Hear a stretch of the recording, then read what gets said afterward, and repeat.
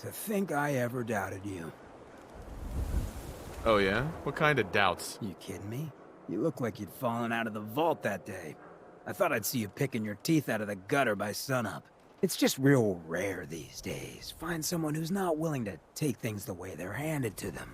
Too many good folks not willing to get their hands dirty. And too many assholes taking advantage of it. Look at what happened at Diamond City. Before McDonough took over, it was a half-decent place to live. A little stricter than I usually go for, but not terrible.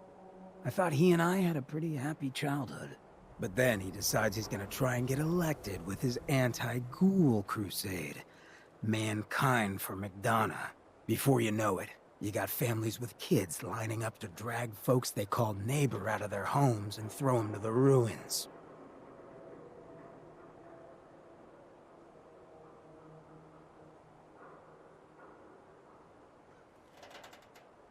You and McDonough knew each other as kids? Oh yeah.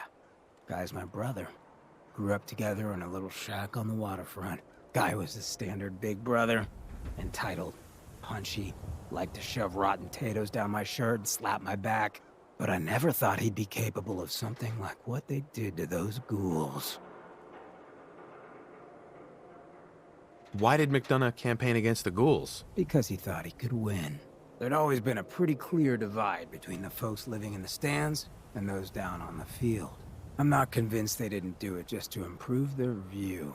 I remember storming into his office above the stands after the inauguration speech. He was just standing there, staring out the window, watching as the city turned on the ghouls.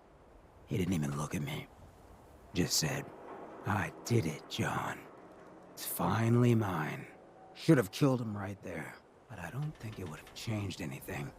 Instead, I pleaded with him, begged him to call it off. He said he couldn't. He had nothing against the ghouls. He was just carrying out the will of the people. And he couldn't betray the voters. And then he smiled. That hideous fucking mile-long smile. He never smiled like that when we were kids. I didn't even recognize him.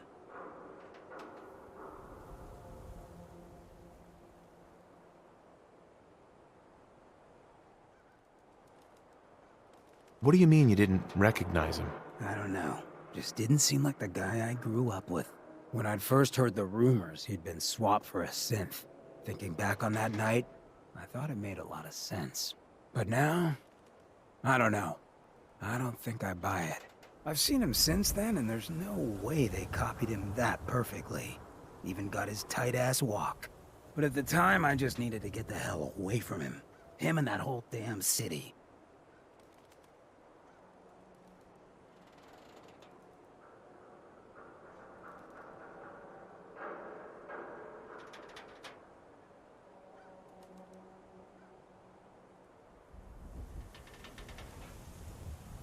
He murdered those ghouls.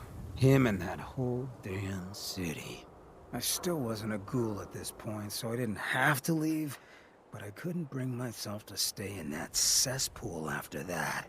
I'd been sneaking off the Good Neighbor for years to get decent chems, so I knew the safe routes. I managed to track down a couple of the families, lead them there, but most couldn't get used to the Good Neighbor lifestyle.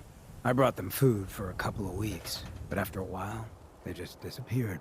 Folks in Diamond City signed their death warrants, and all the good people were willing to just sit by and watch. I felt like I was the only one who saw how screwed up things truly were, who couldn't just pretend things were fine. Still feel that way. Or I did. Until I met you. I know I run my mouth, but having someone who sees the world for what it is, and is willing to do something about it, it's meant a lot to me. I feel damn lucky to have you as a friend. And that's what we are? Friends? Well, now that you mention it, I have been having slightly more impure thoughts than usual. Maybe we'll get to, act on those.